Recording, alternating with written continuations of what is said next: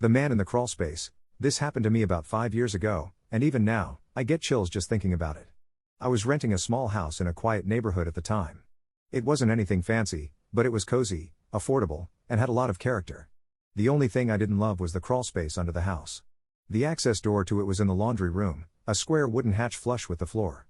It was locked from the outside, and I never had any reason to open it. I figured it was just pipes, cobwebs, and the usual creepy crawlspace stuff. One evening, I came home late from work. It had been a stressful day, and all I wanted was to shower and collapse into bed. As I stepped inside, I noticed something strange. My laundry room light was on. I was sure I had turned it off that morning.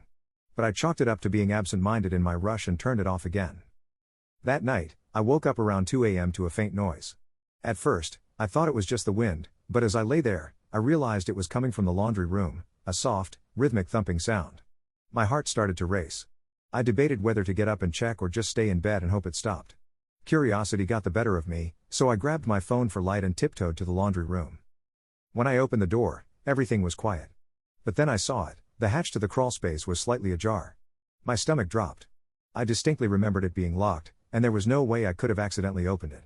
Trying to stay calm, I convinced myself it might be an animal that had somehow gotten in. I shut the hatch tightly and placed a heavy box of detergent on top of it before going back to bed.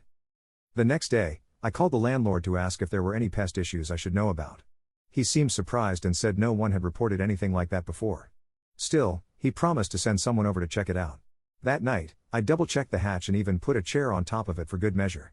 I didn't hear any noises, and I started to feel a little silly for being so freaked out. But around 3 a.m., I woke up to the sound of my bedroom door creaking open. I froze. My bedroom door doesn't creak unless you push it slowly, and I knew I had closed it before bed. I stayed as still as I could, barely breathing, as I heard soft footsteps shuffle into the room. My phone was on the nightstand, just out of reach. The footsteps stopped right next to my bed.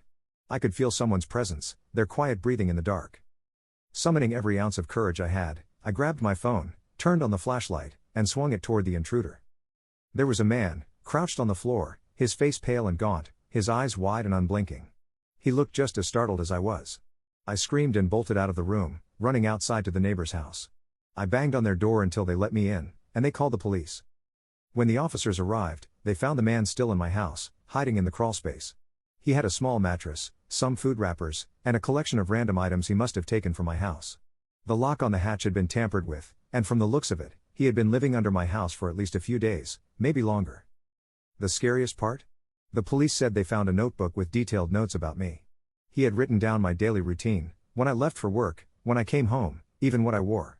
There was also a list of plans, though they wouldn't tell me what was on it. I moved out the next week and stayed with friends until I found a new place. To this day, I have no idea how he got in or how long he had been watching me before I noticed something was wrong. To the man in the crawlspace, let's not meet. Ever.